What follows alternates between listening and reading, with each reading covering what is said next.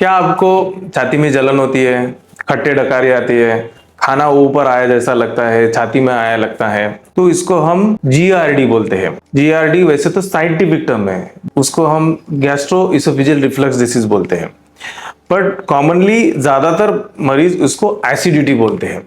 तो आज हम डिस्कस करेंगे जीआरडी के बारे में। तो मैं doctor Nikhil Jilar, practising as a surgical gastroenterologist in PCMC area Pune. तो एसिडिटी होता क्या है? वैसे तो ये एसिड सब में बनता है, एसिड स्टमक में बनता है और उसका इंपॉर्टेंट रोल क्या है, वो डाइजेशन में हेल्प आउट करता है। जैसे कि हम जो भी खाना खाते हैं उसमें प्रोटीन है, कार्बोहाइड्रेट्स है, फैट है, उसको वो डाइजेशन में हेल्प आउट करता है। जैसे कि हम खाना खाते हो तो खाना क्या होता है कि खाने की नली से होकर स्टमक में जाता है। तो जो खाने की नली है और स्टमक है, वहां पे एक जंक्शन है, उसको हम बोलते हैं गैस्ट्रो इसोफेजियल जंक्शन। और वो जंक्शन पे एक वॉल रहता है, जो वो वॉल क्या करता है कि खाना तो ऊपर से नीचे आता है, लेकिन नीचे का खाना वो ऊपर नहीं जाने देता है। तो उसमें उससे क्या होता है कि जो भी एसिड है वो स्टमक में रहता है और खाने की नली में नहीं जाता है। जैसे कि हम टायर में हवा भरते हैं, हवा तो भरते हैं लेकिन वो बाहर नहीं आती, क्योंकि वहां पे एक वॉल है, वो वॉल बाहर आने नहीं देता। तो होता क्या है कि जैसे ही आपका अगर वो वॉल में कुछ प्रॉब्लम है या फिर वो प्रॉपरली फंक्शन नहीं कर रहा है, तो क्या होता है कि जो एसिड है, वो जो स्टमक में जो एसिड बन रहा है वो ऊपर आता है और उसके कारण क्या होता है कि वो खाने की नली को सूजन करता है या फिर अल्सर करता है और उसके कारण मरीज को चेस्ट पेन, बर्निंग सेंसेशन, मुंह में पानी आना, ये सिम्टम्स चालू होते हैं। तो जीआरडी के सिम्टम्स क्या होते हैं? जैसे कि पहले हमने डिस्कस किया तो कि मरीज को चेस्ट पेन होता है, छाती में जलन होता है, मुंह में खट्टे डकारी आते हैं, मुंह में पानी आता है, कभी कभी उल्टी होती है, खून की भी उल्टी होती है। ये सब चीजें हमें देखने को मिलती है। बहुत से बार क्या होता है कि पेशेंट को चेस्ट पेन होता है, वो कार्डियोलॉजिस्ट के पास जाता है, तब उसका ईसीजी, टूडी को सब टेस्ट हो जाते हैं, लेकिन उसका प्रॉब्लम बेसिक उसका एसिडिटी रहता है। बहुत से बार कभी कभी पेशेंट को कफ रहता है और वो अस्थमा की ट्रीटमेंट पल्मोनोलॉजिस्ट के पास लेते रहता है, बट प्रॉब्लम उसका एसिडिटी रहता है। होता क्या है कि जैसे कि जो एसिड ऊपर आता है और वो जो एसिड जो है उसके छोटे छोटे ड्रॉपलेट्स जो है वो लंग्स में चले जाते हैं, उसको हम माइक्रो एस्पिरेशन बोलते हैं, और उसके कारण वो क्रोनिक कफ होता रहता है। पेशेंट कंटिन्यूअस एसिडिटी की ट्रीटमेंट लेने की बजाय अस्थमा की ट्रीटमेंट लेते रहता है। तो एसिडिटी ये प्रॉब्लम छोटा प्रॉब्लम नहीं है और हम ज्यादातर पेशेंट हम उसको हम निग्लेक्ट कर देते हैं।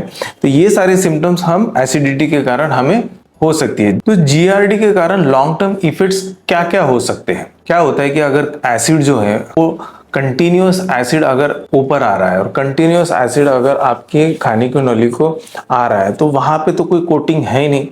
तो क्या होता है कि उसको कंटिन्यूअस सूजन आता रहता है, उसको हम इसोफेजाइटिस बोलते हैं। और कंटिन्यूअस सूजन के कारण वहां पे अल्सर होते हैं, छाले हो जाते हैं, तो उसके कारण पेशेंट को चेस्ट पेन होने लगता है। और वो छाले वैसे ही रहे और कंटिन्यूअस एसिड वैसे ही होता रहा तो वहां से ब्लीडिंग होता है और मरीज को खून की उल्टी भी हो सकती है। दूसरा, पेशेंट को एसिड के कारण अल्सर हो रहा है, फिर उसने कुछ ट्रीटमेंट लिया, फिर से अल्सर हो गया। वो कंटिन्यूअस अल्सर हीलिंग के कारण वहां पे खाने की नली जो है वो कड़क हो जाती है और छोटी हो जाती है, उसको हम स्ट्रिक्चर बोलते हैं। तो उसके कारण क्या होता है कि मरीज को खाना खाते समय खाना अटकने लगता है, उसको हम इसोफेजियल स्ट्रिक्चर बोलते हैं।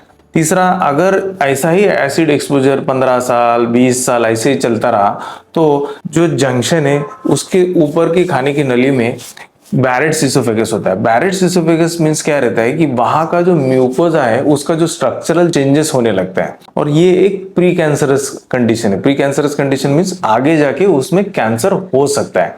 और बैरेट्स में अगर कंटिन्यूअस एक्सपोजर, एसिड एक्सपोजर वैसे ही रहा तो आगे जाके उसको इसोफेगस या खाने की नली का कैंसर हो सकता है। इसलिए एसिडिटी या जीआरडी ये जो प्रॉब्लम है ये इतना सिंपल नहीं है, इसको एक सिंपल प्रॉब्लम बोल के छोड़ना नहीं है, इसको सीरियसली लेके इसका ट्रीटमेंट कराना है।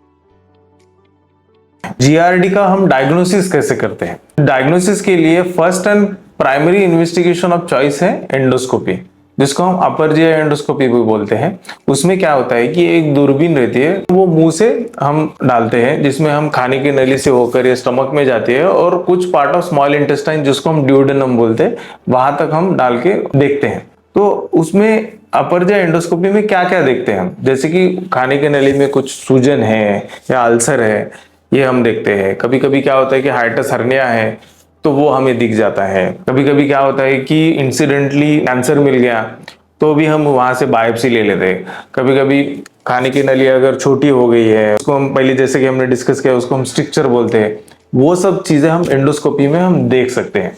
बहुत सारे मरीज मेरे पास ब्लड टेस्ट लेके आते हैं, सोनोग्राफी करके आते हैं, और उनको ऐसा मानना रहता है कि इससे आप डायग्नोस नहीं करते क्या, तो वैसा नहीं है। तो उसके लिए आपको जीआरडी डायग्नोस करने के लिए एंडोस्कोपी मैंडेटरी है, वो करनी ही पड़ती है। उसके बिना हम जीआरडी है या नहीं है बोल नहीं सकते हैं। और दूसरे भी कुछ इन्वेस्टिगेशन है, जैसे कि कुछ कुछ पेशेंट में सर्जरी की अगर जरूरत पड़े, जैसे कि इसोफेजियल मैनोमेट्री और पीएच मेट्री जैसे टेस्ट करती है।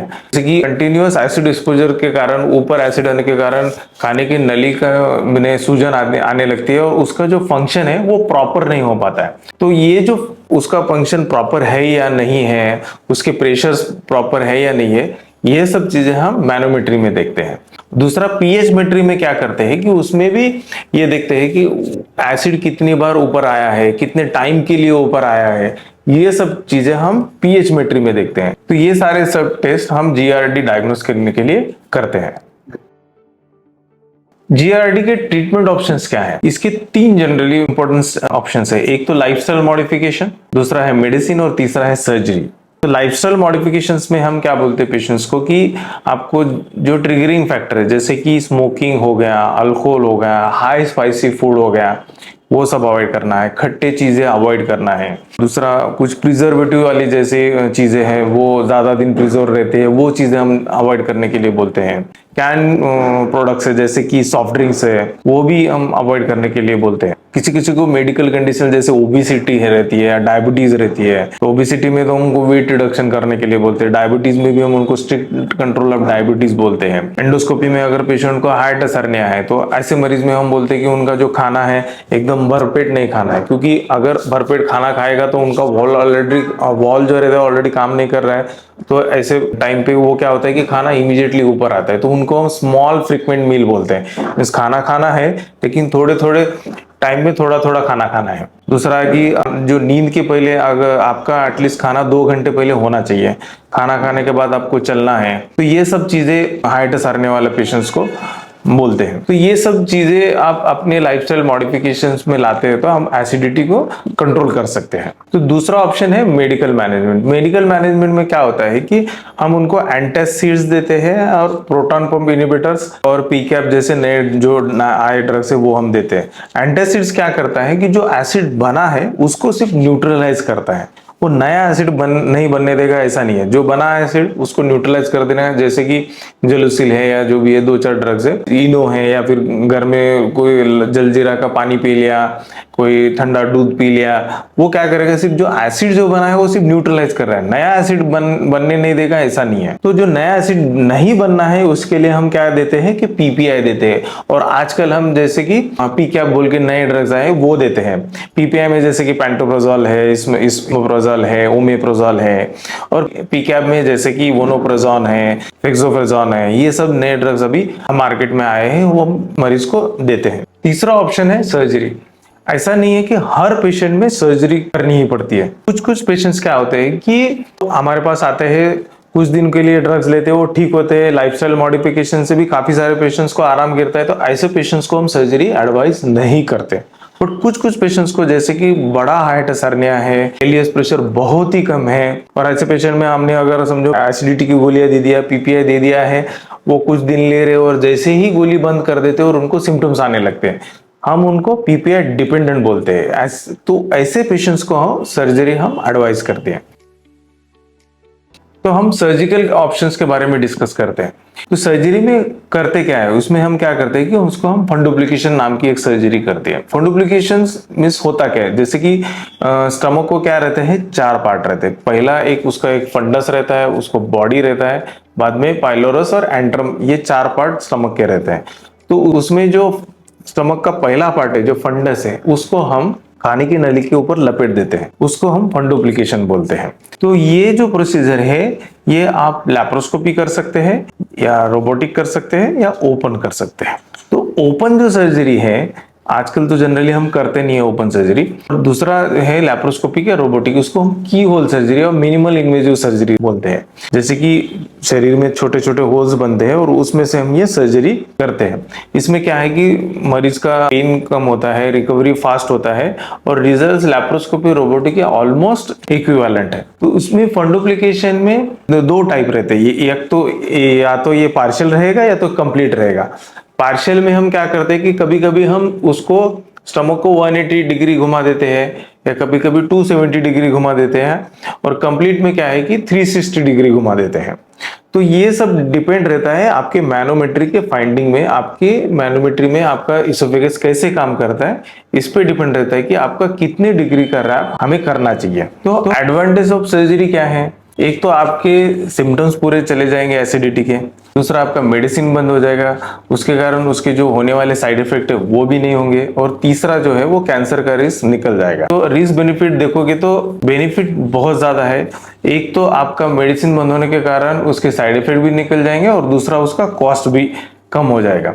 वैसे देखा जाए तो सर्जिकल ऑप्शन बेटर है बिकॉज ये वन टाइम सोल्यूशन है।